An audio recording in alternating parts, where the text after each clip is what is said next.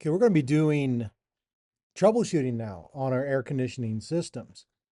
And you're going to have to use all of your senses when it comes to troubleshooting.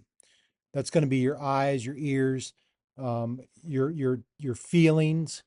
I don't want to say just feelings, but how about your intuition about what's going on with this unit? Conversations that you're having with the service manager, conversations that you're having with the customer. There's a lot of questions that you guys can ask the customers when you go out and troubleshoot a unit. And not everything that on an air conditioner has to do with the refrigeration. A lot of problems that you run into will do low on charge. Well, if you're low on charge, you have a leak. You have to go find that leak. But the best diagnostic tool that you are going to find anywhere is going to be your senses. So touch the refrigerant lines. Take a look at them. Are they frozen? Are they sweating? Are they? Is there nothing to them obvious? I mean, are they not sweating? You know, the suction line should be somewhere between cool and cold. And then as you're going through it, make sure that you're listening. Do you hear the compressor running? When you're inside of the house and you brush your hand over top of the registers, does it feel cold when it's coming out, cool or warm? The discharge air coming across the top of the condenser. You want to brush your hand across it because do you feel warmness coming out of top of it? Because it should be significant. It should be warmer than the air that's passing through it on those units. So you definitely want to use your senses in doing that. Listening. Listen for out of the ordinary type of sounds that are out there. Is the compressor running or not running? Is the indoor fan running? Does it sound like the bearings are going bad on the indoor unit fan, on the condenser fan? Do you hear chattering on the contactor? You guys will start to develop this superhero type of hearing when you walk into a place. You will know exactly what's going on with it because experience and time would have taught you all of this. So listen to those things. Use your eyesight. Look around. Is the condenser coil dirty? Remember, if you have not cleaned the condenser coil, then the condenser coil is dirty. Look for oil spots. If you have released all of the refrigerant from that system, chances are there's going to be quite a large oil spot somewhere on that system. So look for oil drops or indications of a darkened spot on the condenser coil or evaporator coil. And those are going to be great indications about where the leak is coming from on that particular system. So use all of your senses when you're out there to try to figure out what's going on with those systems. We want to check air filters. We want to inspect the wiring. Remember that when you go out to a service call, there's when you go out to a service call, there's things that you have to look at to make sure that everything is working properly. Don't just check the charge, but check the entire system. And we're talking about air filters, blowers, secondary heat exchangers. We're looking at the entire system and seeing what's going on with it so that we can not only fix the problem that we were there for, but we're trying to fix issues that might arise later on down the road. I don't want to come back to the house. It looks bad on me when I do that, and it looks bad on the company as well. When I go out to a house and I fix a particular issue, and then I have to go back out to that house to fix a different issue than what was there. Customers will start to question whether or not you're putting bugs within the system so that you can get another service call out of it. And that's not what you want. You want loyal customers that trust you and what you are doing. And you need to have the confidence that when you go out to a unit that you are going to fix it. And then when you leave that unit, you can assure that customer that that problem is going to be fixed. And that's the type of confidence you have to build into yourself. And hopefully that you're building into yourself out here within the shop. So we're going to inspect. We're going to look for loose wires. We're going to look for burnt wires. We're going to look tighten lugs and other stuff that require us to look at it, require us to fix it. Look at the liquid tight connectors. Open the disconnect, tighten the wires on the disconnect while you're just sitting around waiting to check the charge. Did the service caps have the gaskets on the inside of them? You need to check for that. Those are great leak points. What about the service caps on top of the service valves?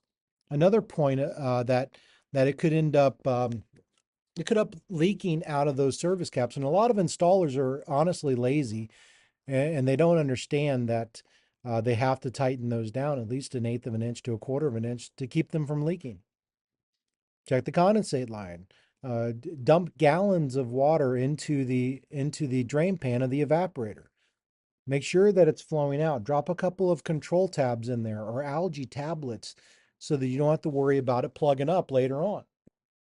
If you have the ability and you have an endoscope, well, why not check the evaporator coil to see how dirty it is?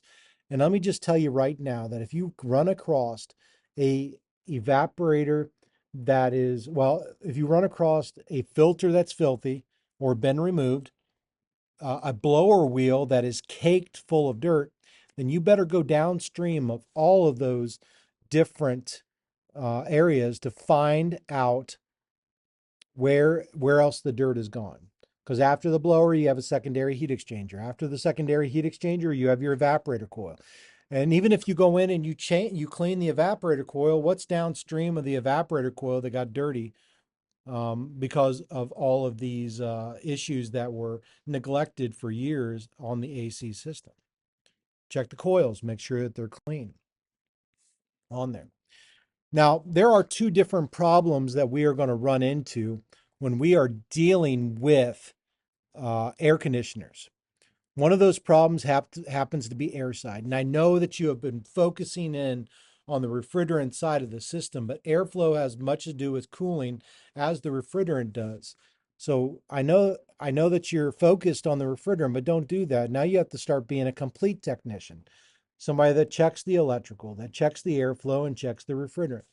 So those are the three trades that you have to be able to master to make yourself a really good technician. Airside problems can be something like a plugged filter.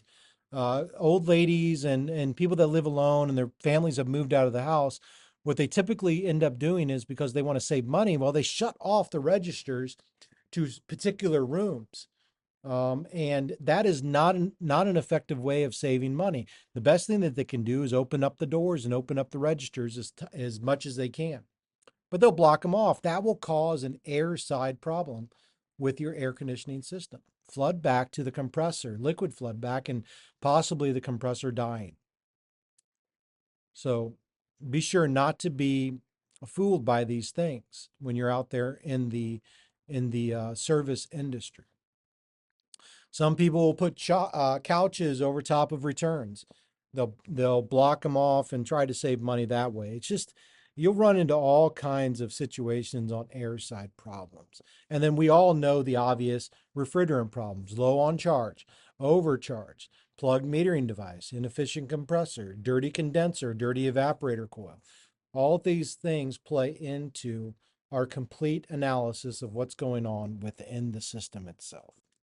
Now, what I want to do in the field is I want to try to take a non-invasive troubleshooting approach to the AC system, which means all I want to do is I want to take temperature readings before I get my set of gauges out and take my dirty gauges, which have been on every unit out there and have maybe has mixed refrigerant on the inside of it, and attach it to an AC system.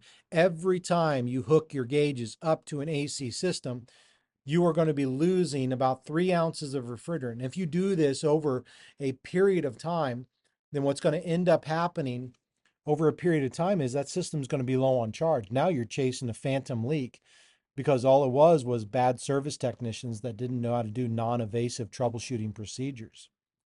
So we're going to take about 6 different temperature readings.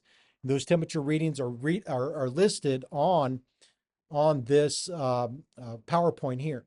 I want you to take the return air. What is the return air? And I want you to take the supply air. Is there a 20-degree difference between those two temperatures? If there's a 20-degree difference between those two temperatures, really there's no need, as long as the airflow is good, there's no need to hook my gauges up at this point. Now, what you want to do is when you're taking the temperature of the supply, you want to make sure that you're taking that at least 12 inches away from the coil. And that's going to be mixing that air together as it's coming up so that you get a good temperature read. I can put that temperature probe directly on the evaporator almost in any place and get you that 20-degree difference that we're looking for on that evaporator. But it's not going to be a true reading. So good rule of thumb, 12 inches or further from it. Let that air mix in so you get a better temperature reading than having that probe directly above the heat exchanger or the evaporator itself. I'm going to take the ambient temperature, okay, and then I'm going to take the discharge temperature coming off the top of that condensing unit. I'm going to see if I'm getting a 5 to 15 degree temperature difference on that system. I can take a liquid line temperature and I can take a suction line temperature without hooking up my gauges and kind of get a rule of thumb about what's going on with that system, a predicted superheat, a predicted subcooling, if I was to say it that way, on there. So a couple of things that we're going to do is we're going to look at approach temperatures with these readings. We're going to go through the system, and this is your non-invasive way of hooking up and seeing if that system's actually operating properly or we have a problem. Now, obviously, the customer has called us for a problem with this system. We need to take the appropriate measures to make sure it's working. Do this approach temperature. But remember, even if these numbers come back okay, it's okay to hook your gauges up and just to be sure that everything is working right, double checking your superheat and subcooling and the charge on that particular system. So when I'm checking the temperature of the return duct, theoretically, it's the temperature of the house, correct? So if it's 75 in the house, well, it should be 75 degrees at the unit. But where does that return air run? Now, if I have a return air in every room of the house, and that return air goes into the crawl space and back to the AC unit, who's to say that a piece of ductwork didn't come off in the crawl space and now I'm sucking really moist crawl space air into the living environment, conditioning it, and then dumping it back in. So that might be the case that your ductwork is actually leaking. Or another example would be that the ductwork actually goes up into the attic. And it's the case at my house that the ductwork does go into the attic. Is it going to absorb heat? Yes. Higher than the 75 degrees in the house? Absolutely. And especially if we're leaking air into that ductwork, we're going to end up with a higher temperature at the unit than we would of the house temperature in there. So when we're talking about the return air temperature, don't necessarily think that it is the temperature within the house that you are going to be dealing with, because the return air duct could be leaking in some place, shape, or form. Now, when we get down to approach temperatures, and approach temperatures, what we're looking at is two different types of temperatures. We're dealing with the temperature of the air and then guesstimating what the temperature of the refrigerant is going to be within that system. Now, on this particular type of system, what I have is my approach temperature is return air minus 35, and then that's a good indication about where the temperature of the refrigerant is boiling off at. So 75-degree return minus a 35-degree approach temperature gives me a 40-degree refrigerant boiling temperature. And that's what it should be. So if I was to go to the actual suction line and to take the temperature of the suction line at the compressor, it should be about 10 degrees above the approach temperature. Okay, let me explain that just a tad bit more so that you understand that. So 75-degree return, approach temperature of negative 35 degrees gives us a 40-degree refrigerant. Technically, if there's a 400 CFM airflow over the evaporator, I should get about 10 degrees of superheat. So if the refrigerant is boiling off at 40 degrees, that suction line should be around 50 degrees, plus or minus 5 degrees. Is it there? I don't know. This is where you need to go in and check the temperature of that line. This is a non-invasive approach to give us an idea if the system's working. We're going to do tons and tons of maintenance calls out there that we don't have to hook our gauges up to this system to find out if the system's working. And a good question of the customer would find out if we need to hook our gauges up or not. You having any problems with the AC system? Did you have any problems last year? Has anybody been up to fill up the service the system or to fill the system with any refrigerant? These are great questions to ask our customers when we're out there.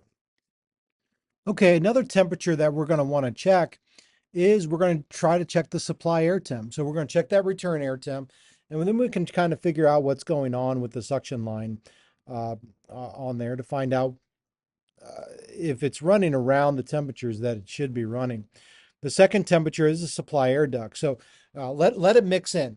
Let that temperature mix in with the air. Do not take it directly above the evaporator coil if you can avoid it. Take that temperature at least 12 inches from that evaporator coil so that air mixes together really nicely with it, so that you can see if you're getting that 17 to 20 degree difference that we're calling for the evaporator coil. Now, I just gave you a number. That's because typically that's the type of temperature difference that we'll see on that coil itself. Now, temperature differences on an indoor coil have a lot to do with the amount of humidity that is in the air. So what we want to do with that is go to a temp drop chart where we're going to take two temperature readings. One is a dry bulb temperature, which all of you know how to do. The second one is a wet bulb temperature. And the way that you get a wet bulb temperature is that you use a device called a sling psychrometer. Now, this device used to look like a nunchuck. That nunchuck had two bulbs on it, a dry bulb and a wet bulb. The wet bulb had water on it, and then when you slung it in the air, it would end up wicking the moisture away from that bulb, which would cause the temperature to drop on the bulb. Now you have two different temperatures. I can get my relative humidity with those two different temperatures. Or the second thing I can do is go to a temp drop chart and find out what's going on. I'm going to give you a couple fictitious numbers here.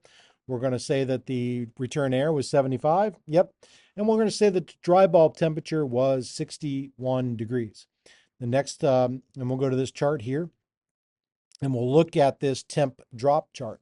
So we'll take those two figures and we'll look at them. So our dry bulb temperature of 75 and our wet bulb temperature of 61 gives us a temperature of 19.9. Now we had a 20 degree difference on that return between the return and the supply.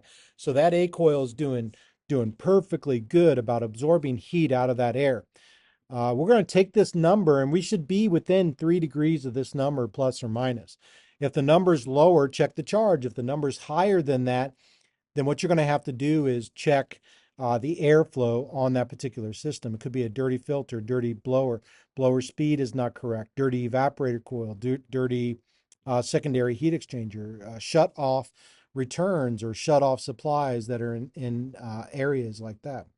But why do we take two different readings? Because moisture has a lot to do with the type of heat exchange that happens. First, your evaporator takes out the humidity. Second, your evaporator drops the temperature down.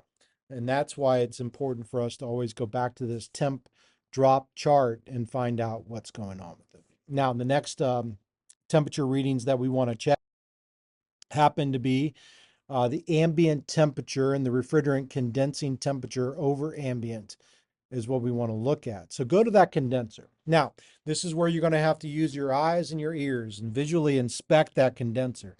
There's no purpose in checking these temperatures until you know that the coil is perfectly clean.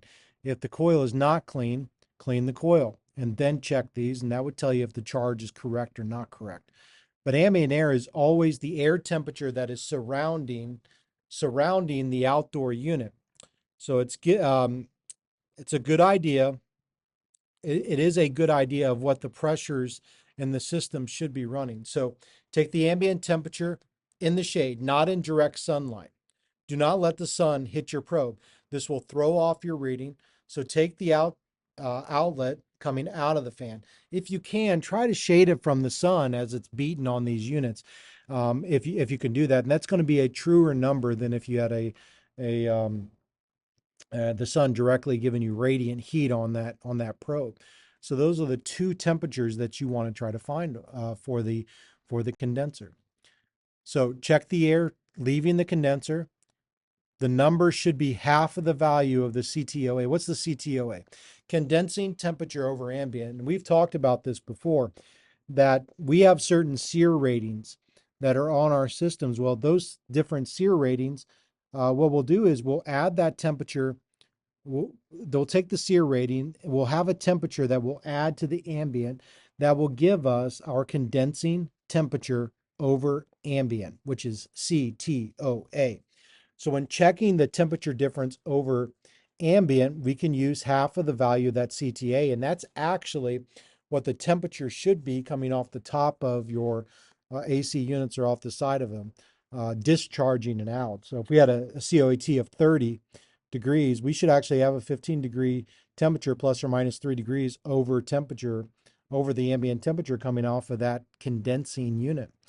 And then if you had a 20 CTOA, and that's how you would predict what the pressure would be running around, well, you have about a 10 to 15 degree difference on those types of coils, plus or minus 3 degrees on that as well. Newer units can be even 10 degrees and less. The really high efficient ones are running about 7 degrees, but these are really good numbers to look at when we're trying to figure out what the condensing outlet temperature should be on them. So the ambient and refrigerant temperature pressures, we can predict these. So how do we do that? Well, we're going to use that CTOA and find out what our condensing temperature is, and then convert that condensing temperature into a pressure. So to predict the high side pressures, we're going to use that CTOA. We're going to go to the SEER rating on the unit. If you don't know what the SEER rating is, a lot of people don't. Our 410A, as long as it isn't a EEV metering device, 410A is probably going to be running somewhere around 13 to 15 SEER. Once you get into inverter technology, EEVs, and that sort of two-stage compressors and stuff, now we're running a little bit higher SEER rating than what we're typically normally going to see on units that are out there. So for your R22 units, those are 6 to 10 SEER, maybe a 12 SEER out there, but plus 30 on the CTOA. So ambient temperature 80 plus 30 would give you a condensing temperature of 110 degrees, convert 110 degrees to a pressure, and then you will find out what your system pressure on the high side should be running around. And you can always go back to the Nomenclature dates, Nomenclature manufacturing breakdowns on if these are indeed the SEER ratings that we're looking at on those particular units. So let's go to the next slide, and we're going to look at the condensing temperature and the refrigerant pressure. This is a 13 to 15 SEER equipment, so we got a CTOA of 20 degrees. 410A, we have to know the ambient, we have to know the refrigerant. Ambient air is 80 coming in. We'll add 20 degrees to it, CTOA. The refrigerant will be condensing at 100 degrees. So we'll take that 100-degree condensing temperature and we'll convert it to a pressure. PGI, pounds per square inch gauge at 100 degrees equals 310 PSIG. So that is what your system should be running if you were to hook up your high side gauge to that. Now, the non-invasive way of doing this without hooking up your gauges to the unit is to actually take the temperature of the liquid line before you hook your gauges up to that unit. So when we're dealing with the non-invasive way to look at our system, one of the ways that we can do that is to take the liquid line temperature of it without hooking up the gauges on the system itself. And the liquid line temperature should be somewhere between 3 and 20 degrees warmer than the ambient air temperature that unit's running in. It's a non-invasive way, so it's us not hooking up our gauges to that particular unit. Another way that we can do this is we can take the ambient temperature and then we can add the CTOA, or the condensing temperature over ambient. For 410A, it's 20 degrees. For typically 20 degrees. For an R22 system, it's typically going to be 30 degrees on that. So we take that ambient temperature, Give an example, 80 degrees plus 20 degrees gives us 100 degrees. And then our liquid line temperature should be running somewhere around 90 degrees on that. Now, there are a couple plus or minuses that we need to look at. So that number actually should be within plus or minus 3 degrees when it comes to a TXV metering device. And that number should become between 5 degrees when we're talking about a piston or a capillary tube type of metering device. And remember, these are predictions. These are guesstimates about how the system should be running. And we will take a picture of the entire system, the temp drop, the approach temperature for the suction line, the approach temperature for the liquid line, and then we will make a determination at that point, do we need to hook up the gauges to this unit itself to get this unit up and running fine? But these are some non-invasive ways because we don't always want to hook our gauges up to a unit because we will be releasing refrigerant out of that system that over time we're going to have to add back in there. So if you're on that suction line and you're checking the temperature of that suction line at the condenser, if we're dealing with temperatures that 65 degrees or above, we need to hook up our gauges. We're not getting the proper cooling coming back to the compressor. We're going to end up with compressor damage, and the temperature of the refrigerant is also what's going to cool that compressor down. Another thing that's going to happen is we're going to end up with oil breakdown. The oil is actually going to atomize and not lubricate the system itself. You're going to have possibly copper plating or even cracks that are going to happen within a scroll set or the compressor itself. Target superheat. So when we look at the evaporator, what we want to do is take the return air minus 35, add 10 degrees to it, and then that should be what our suction line should be coming out of our evaporator itself. If that number is low, we need to check the airflow on the system. If that number is high, then we need to check the charge of that system. Restrictions in the high side would also cause us to want to look at the system as well, but that would cause our superheat value to go up on that system too. So just remember, these are just a couple of non-invasive ways that we can get into the system and try to figure out what's going on with it without actually hooking up our sets of gauges to it. And checking airflow is another way that we don't have to hook up our gauges to check airflow. So get your heads in there, get a light out, get an endoscope out, check that evaporator, make sure that evaporator is clean, that the blower is clean, that the secondary heat exchanger on the furnace is clean, that airflow is unrestricted through that unit, so we don't have to worry about anything blocking that airflow on it. Air side problems are so often overlooked within our air conditioning systems. Our installers and our service techs never really look towards this type of problem in a system, but they are going to be becoming more and more prevalent as we are increasing the efficiencies of these units and we're installing these newer units into older installations where the ductwork was bad to begin with. At that point, you have to understand as installers that you might have to, as service techs, that you might have to go into that situation and actually change the ductwork around on it. So just keep in mind that might be the case on it. So when we're dealing with air side problems, if the delta T is greater, so if we're getting a large temperature drop on it, we should be getting 17 to 20, or we're going to be looking at our temp drop chart. If we are going well above 20 degrees and we're hitting into the 25, 30 degree level, we have an issue with airflow. And that could be the supply air ducts that are blocked off, closed off, restricted in some way, shape, or form by flex duct. It can be a dirty filter, a dirty evaporator coil. It can be a dirty blower wheel. It can be a dirty furnace, secondary heat exchanger. But all of these things we need to investigate, especially if our temperature is well above 20 degrees temp drop on that evaporator itself. So just a couple ideas to look at: dirty filter, blower, restriction and the ductwork. And it's just something that you're just going to have to go and look for on it. We can also take pressure measurements to see if the static pressure, the external static pressure of these systems is running within the range of that particular unit to see if that's the issue as well. And we'll talk about that in further chapters as we get along. Continuing with our air supply restrictions on it, we could have blocked returns, blocked supplies. We talked about the little old lady that would like to save money, so she shuts off registers into rooms. That is the wrong way to do it. You want to save money, you might as well move out of the house, get into a smaller house.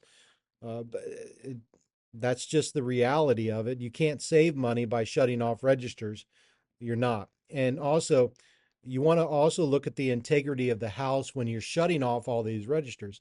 Rooms weren't made to endure such swings in temperatures as we're seeing.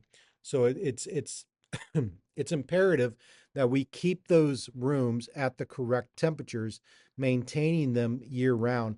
And you won't develop cracks in those rooms. Paint won't peel off those walls and stuff like that.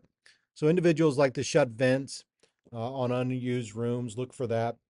If you're dealing with a wet crawl space or even an attic installation, it could have been that the insulation got wet, especially in the crawl space, and that flex duct insulation has collapsed that vinyl um, wire, the wire that's running in there, and the vinyl collapsed down on it. Air leaks are another way that will cause more infiltration to happen within the house, will raise the return air temps, and we'll have problems in that direction as well. So when we look at that, well, let's say that we had a return in the house that was sitting on the wall, and that return in the house, eh, uh, we'll say it was 20 degrees, or I'm sorry, 80 degrees. And we were seeing a 2 degree difference between what that was and what it is in the attic. Well, you're getting some issues with infiltration happening inside the attic where the temperature is going up. And that's a bad thing. And these are just parts of being a complete service tech when we're looking at a system.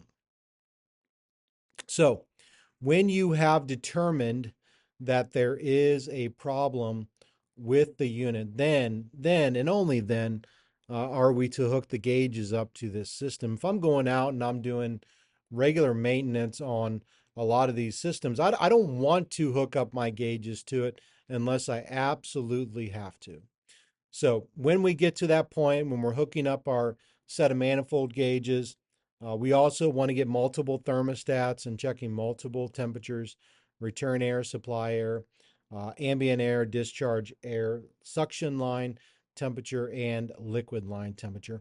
We will take all of those figures and then we will come up with a solution to the problem that's on that unit. So when we're dealing with a problem, superheating and subcooling are very vital to look at. And what does superheat really tell us about the system? Well, it tells us how full the evaporator coil is or how starved the evaporator coil is. So if you're dealing with a system with very low subcooling, and we've determined that the airflow is perfect or correct on this system, well, then we have too much refrigerant inside that evaporator. That could be due to an overfeeding by the metering device. It could be due to the outdoor temperature on pistons and capillary tubes on the system. It can also be due, we talked about the airflow being perfect, but it can also be due to the airflow on that system, not evaporating the refrigerant that's in there, and it stays more as a liquid as it reaches further down. So those are some of the things that superheat tells us. So superheat is looking at the evaporator, and subcooling is looking at the condenser. How well is the condenser working? If we're backing up a bunch of refrigerant into that condenser, then what we're dealing with is an overcharge of the refrigerant that's in that system. So those are just some of the things that we can look at. If we don't have enough subcooling in our system, we could be dealing with an undercharge of the system. But we have to be careful because if we have a problem on one side of the system, it's going to affect the other side of the system. Let me give you an example. If we have a frozen evaporator, our subcooling numbers will tend to be a lot lower than what they should be. You would come into that situation, you would think that the subcooling number's low, the superheat number's low. Oh, I got a low on charge instance here, and I'm going to add refrigerant. But you must have a clean coil. You must have clean coils for you to determine whether you should add refrigerant or not add refrigerant. And it's vitally important that you find out if your coils are clean, first and foremost in any situation. Airflow is important. Find out if the airflow is clean, and then we'll move into is the charge correct on that particular system. And that was just an instance. So what ends up happening is the evaporator freezes up and it actually holds liquid refrigerant inside of it, which makes your subcooling level go down. So we need to find out why that evaporator froze up on that system. I would say that the most common problem that you will run into in the field will probably be low on charge for the most part. So find that leak, fix that leak. But we also have to consider the airflow of the system. Low on charge. What are the conditions that you'll see when you are low on charge? Well, you'll see a very high superheat. If you have very high superheat, it tells you that the evaporator is starved. Add refrigerant, you add refrigerant to the evaporator. Low subcooling. Subcooling number is going to be low. We're not going to be backing that refrigerant up into the condenser or turning it into a liquid soon enough, and that number will be low. How do you raise subcooling? You add refrigerant. How do you drop subcooling? You take refrigerant away. So how do you lower superheat? Add refrigerant. How do you raise subcooling? Add refrigerant. And the opposite is true. How do you lower subcooling? Remove refrigerant. How do you raise superheat? Take refrigerant out. And it all goes into the understanding of what superheat is and what subcooling is. So there are a couple of different ways that we can figure out what's going on in the system, especially for you newer techs that are out there that you're really confused about how the AC system's working. Well, troubleshooting charts can help direct you to the correct path to look for. Now, what ends up happening is systems that have a problem, it could be multiple things. So these charts help us to narrow down what it is. And I always like to say when I'm working with troubleshooting and I'm using these charts and I find something, let's say I find out that maybe I have an overcharge condition or maybe I have a dirty condenser. Well, what's the first thing that you're going to do as a technician? And it is the thing that requires the least evasive action first to find out if it's actually an overcharge or if it's actually a dirty condenser. And those, if you looked up there on an overcharged and a dirty condenser, a lot of those conditions are exactly the same. So which one do you do? Okay, well, the more evasive position is to take refrigerant out of the system. And then to find out what happens, well, you have to make sure that it goes back to clean coils. Make sure that the coil is absolutely clean. And that is the least evasive thing that you can do to the system. Get out a hose, spray off the condenser coil, wash it down really, really well. Make sure that you're getting all the dirt out. If it's a split coil, you have to split it and clean it. That sounds really evasive, but yes, but it's less invasive than getting into the refrigerant circuit where you can add contamination to that system.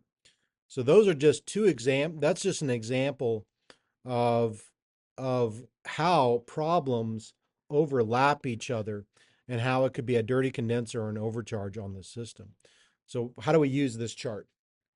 So what you're going to have to do is predict the pressures, predictions. So we just went through predictions through those other slides, talking to you about what the high side pressure should be running under certain conditions and what the low side pressure should be running, what your predicted superheat should be for a cap tube piston, what your predicted superheat should be for a TXV, And then you go into these troubleshooting charts and you say, the actual numbers compared to the predicted numbers, is the actual lower or higher than what we're seeing? And then you'll go through these troubleshooting charts and you will circle the problems. So low side, higher or lower than what it should have been. You'll go through and you'll circle high, high, high, low, low, low on it. And then you'll find out the particular problem that's going on with the system, and um, go into the least evasive action on it. So these are just troubleshooting charts for that. There's different charts out there for TXVs. There's different charts out there for capillary tubes and piston type of metering devices. There's different troubleshooting charts for manufacturers as well. I've been finding, as I've been trying to put all these charts together into one cohesive chart, that there are some individuals who differ about what goes on with these systems when they are dealing with a particular problem that we see off to the left. So I've been trying to put these charts together to help focus your attention on them themselves. So when we're dealing with high ambient conditions, when as far as concerning superheat on capillary tube systems, and I think I've spoken about this before in previous videos, that as a young technician, I thought I needed 5 to 15 degrees superheat on all my systems, regardless of the outdoor temperature and what I was running. And that might have been true for a TXV system, but it was not true for a capillary tube system, which you guys are, or a piston style metering device system like you're going to be seeing within the field. This chart goes through and it just gives you what your superheat will be on a system if the outdoor temperature starts to go down in a particular area. So if we're dealing with 65-degree outdoor temperature, well, you could be running a 30-degree superheat, and that'd be perfectly fine on one of these systems. Or if you're dealing with 90-degree temperatures, you could be running a 15-degree superheat. Now, how do they come up with that number? Well, what they're doing is they're taking 105 degrees minus the ambient temperature, and then they're coming up with the numbers that we are seeing here, or close to those numbers there. And that's why we talk about using those predictions to find out what the cap tube and the piston type metering device superheats are going to be for those systems.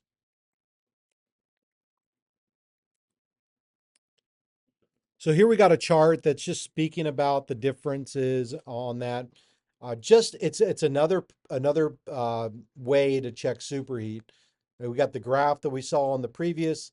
We also have a way here that we can take these numbers and calculate what the superheat should be on a piston or a capillary type of system that's out there. And it's 105 minus the ambient temperature. 95 degrees outside. Okay. Then we should be running about a 10-degree superheat on our system. If it was 85 degrees, we're going to be running about a 20-degree superheat on a cap tube or piston style metering device system. So do not be fooled. You must know what the type of metering device is on your system. Otherwise, it will not work properly.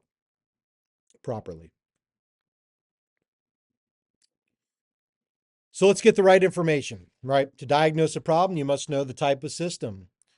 What's the metering device? Is it a cap tube? Is it a TXV? What type of refrigerant's in that unit? Is it a high efficiency type of unit that we see on there? How should it be operating? What's the norm? And I'm never going to come up to you and say, "Oh, you should have this pressure and this pressure and this pressure." Why? And you can never come up to a tech support and they tell you exactly what it should be running to, because one, they don't know the airflow. Two, they don't know the temperatures. Temperatures dictate pressures. So outdoor temperature dictates the high side, indoor temperature dictates the inside pressure. So we need to know what those are running. How is it currently operating? What's the actual numbers? Okay. we'll take those actual numbers and we'll try to figure out what's going on with that system itself. And then we'll go to that troubleshooting chart. So what we're going to do is go through a couple of different troubleshooting scenarios. On these troubleshooting scenarios, we will on these troubleshooting scenarios, we will tell you the conditions, and then we'll go through and try to figure out what's going on with this particular system. So we're going to assume we have low subcooling, low suction pressures, high superheat, low delta T. So low delta T. And what we'll do is we'll go through the troubleshooting chart and we will circle all of the problems that are with this unit themselves. So on our troubleshooting chart, we're going to circle all of our problems. We said we had low subcooling. So everything that's dealing with low subcooling, and looks like I missed one of those low subcooling numbers right in here. I'm going to circle that one as well. And then I'll move on. I said I had low suction pressure. So everywhere where it's telling me I have low suction pressure, I'm going to circle that.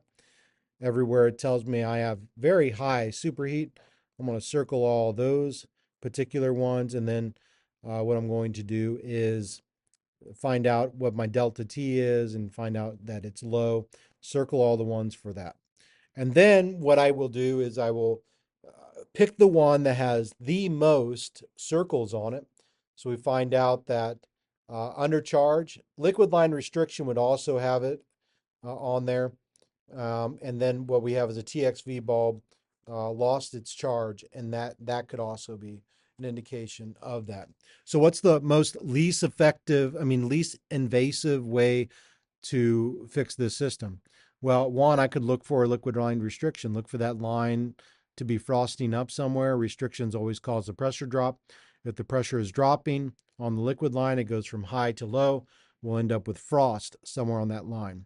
Very unlikely. I've never really ran into a lot of situations where that was the case, but it does happen occasionally.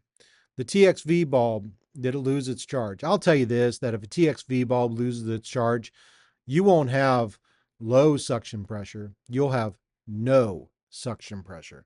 So I'm going to remove that one as well. This system seems to be in an undercharged state, so I will go ahead and charge this system. Moving on to our next problem, high subcooling, high suction pressures, high superheat, low delta T, low temperature difference is what they're talking about, and then a high side. The high side is very, very high. So we'll go into our troubleshooting chart, and then we will circle all of our problems here, and we will grab the ones that have the most circles on it.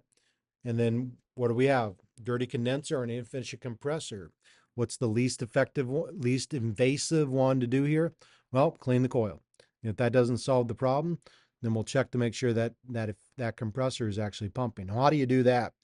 Valve off the liquid line on the outdoor unit and then pump the system back into itself. If it can't pump, then that compressor's valves are shot and we need to replace that compressor. Okay, next problem that we're going to.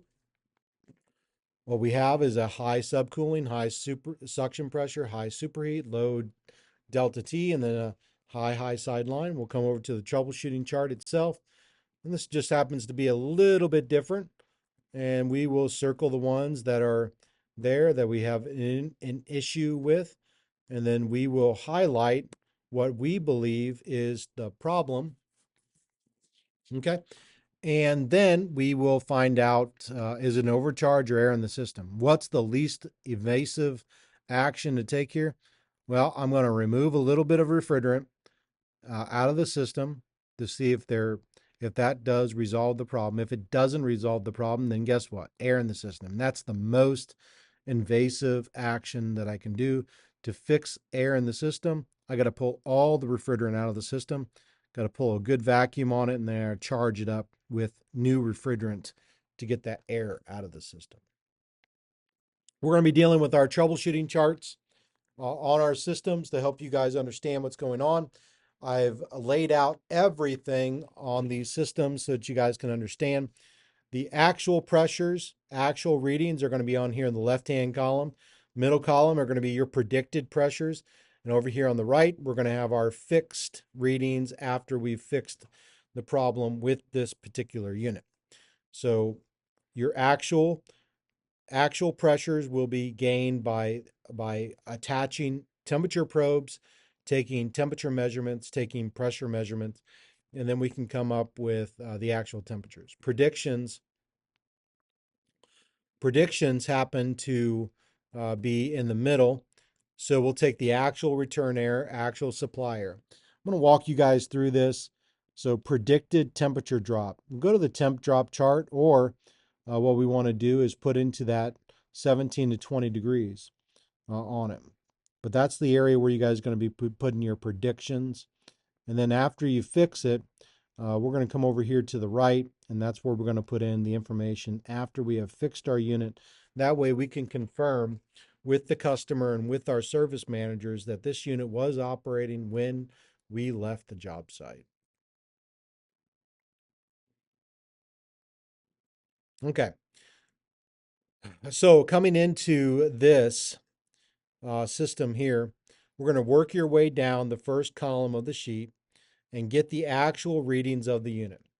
First is the return air. We find that on the actual indoor unit where the air is being sucked into the unit and the air that we are trying to condition. It's actually pulling itself back from the house. This is a dry bulb temperature, but you might as well get the wet bulb temperature as well while you have the gauges out to do that. The sling psychrometer is in the room inside the Snap-on toolbox. In the top portion of it, it's called a psychrometric head or a digital psychrometric head. There's also other ways that we can come up with the wet bulb using a sling psychrometer, or I call them the nunchucks. Okay, get that wet bulb temperature as well. We'll use that later on in our AC class. So we'll get that on there. The next reading that we're going to get is going to be the supplier. This picture is just showing you where the return air is on a particular furnace. The next one we're going to get is the supply air of the furnace. Okay, and we're going to take that number and we're going to get it from the supply air. Now remember, take the temperature a little bit above where the coil is coming through, and you want that air to mix in there. Don't put it directly on the evaporator. You're always going to end up with a colder temperature when you do that. So we'll get that air there. We see that it's 65 degrees. Next, we're going to take a temp drop of that, and we end up with 10 degrees. So how did I come up with that number? 75 minus 65 equals 10 degrees. And then I'm going to throw that number into the temp drop section of our AC prediction sheet itself. Okay, we're going to get our discharge pressure, 225, and then 95 for the suction. Put our low side pressure in there, okay? And then we're going to put our high side pressure in there as well. So we got those numbers in there, 95, 225 as well. Okay, get our suction line temperature, take that temp probe, put it on the suction line, put that suction line temperature in there, then get your liquid line and put that liquid line temperature in there. We see that we have a liquid line temperature of 60, liquid line temperature of 95, and a suction line temperature of 60. Okay. Next is we want to find out what the temperature inside the house is and outside the house. So outdoor temperature or ambient temperature is going to be 95. Okay. Exiting air coming off the top of the condenser coil, that's 100 degrees. Okay. And then what we'll do is we'll go to our refrigerant slider or refrigerant gauge, and we will actually put in our 100-degree condensing temperature there. And we will put that, this is the low side gauge, we'll put in 95 PSI, and we'll get our saturation pressure is right there, 28.8 degrees on there. So low side pressure is 95. Put that into your refrigerant slider on your Danfoss Ref tools, and then we'll end up with a 28.8 degree boiling point or saturation temperature. I don't need the points in there. Just put the actual number of that system in there as well. Okay, and then we're going to go in and grab the discharge side. Okay, 225 psi. Put that into your refrigerant slider.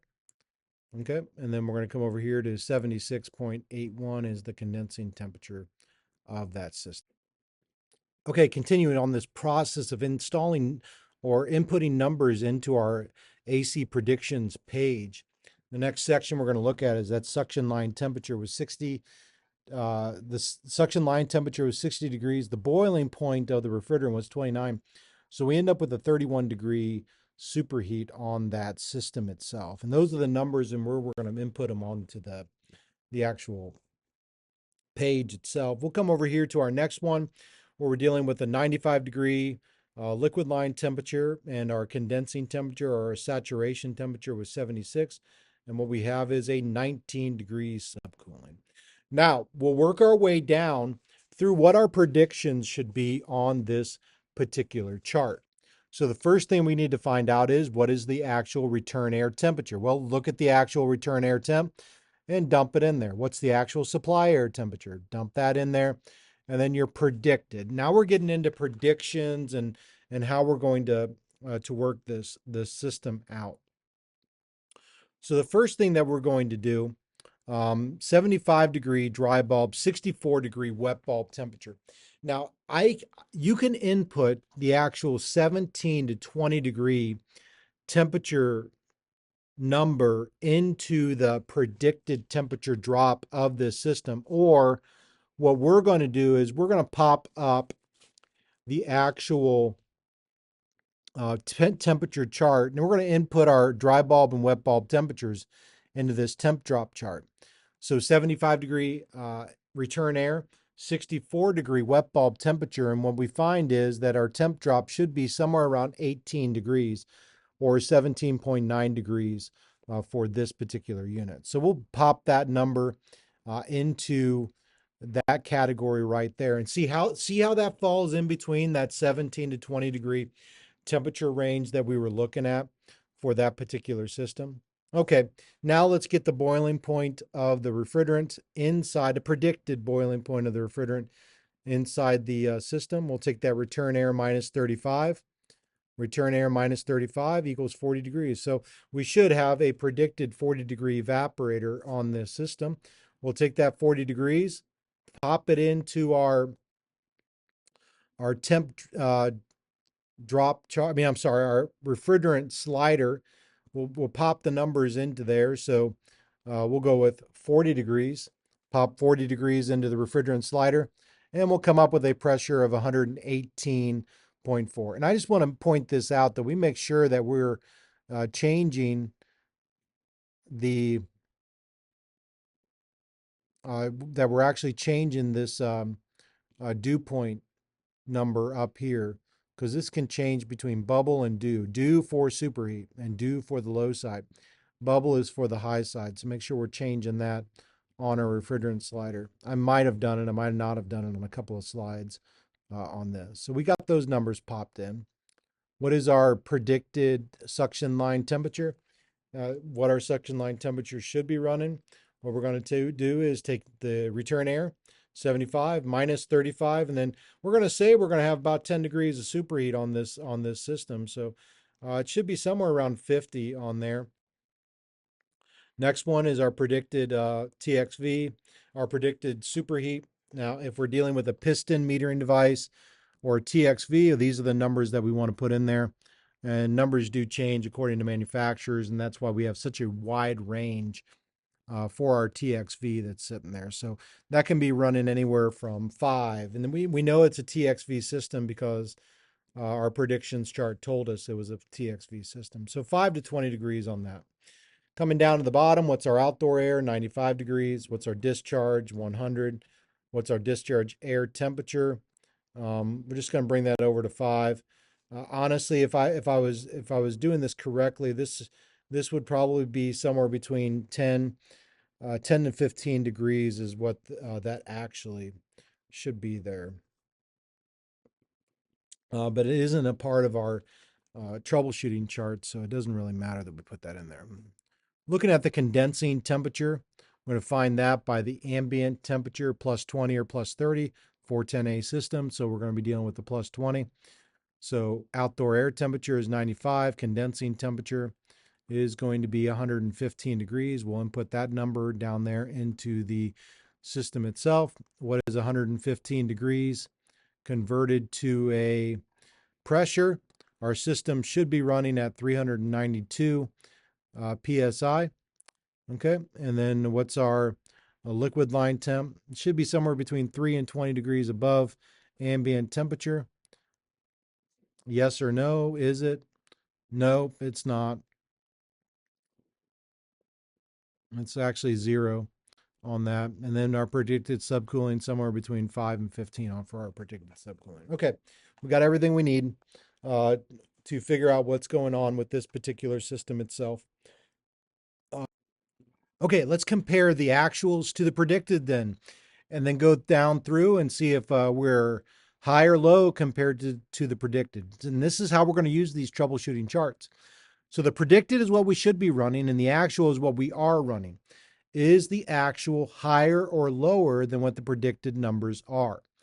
So when we look at the predicted numbers on this chart, are they actual higher or lower? Well, the temp drop is actually lower than what it should be on the chart. We're looking at it, it's running 10. It should be 18. The number actually on the actual number is lower than the predicted, so we're going to circle the low. On the next one, the low side pressure is running 95, should be running 118. The predict is the actual number lower or higher than the predicted? It's lower. The superheat, lower or higher than the predicted? It's higher. Looking at high side pressure, lower or higher than the predicted? It is lower. And subcooling, lower or higher than the predicted? It is higher. And amp draw, I really didn't talk to you about any of that. So we're going to look at these numbers, and then we're going to go through the troubleshooting chart. Discharge pressure, is it lower or higher than what it should be? Okay, discharge pressure is right there. We're looking at it. Does seem to be low. So we're going to go through and circle all of our lows on the discharge pressure. The next category we're going to look at is our suction pressure. Suction pressure sits right there. It's 95. It's actually lower than what it should be. And we're going to circle all the lows on the suction pressure. Next chart we're going to look at is the superheat. Superheat, is it higher or lower than what it should be? We see by the chart that it is higher than what it should be. So we're going to go through our troubleshooting chart and we're going to circle all of our highs on the superheat. Okay, and then we're going to look at our subcooling number. Subcooling number is lower than our predicted number. And we are going to circle all the lower on the subcooling chart. Actually, I think I screwed that up. It actually is higher than what it should be. So we're going to circle all the high numbers on that as well. Okay.